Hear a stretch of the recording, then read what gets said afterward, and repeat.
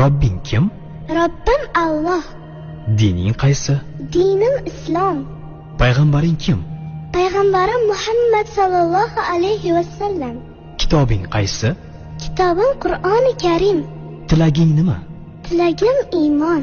Qiblang qaysi? Qiblam Ka'batulloh. Millating qaysi? Ibrohim Halilulloh millatidanman. Kimning mazhabidansan? Imom Azam Abu Hanifa mazhabi. Do'stlaring kim? Do'stlarim chahor yorlar. Ular kimlar?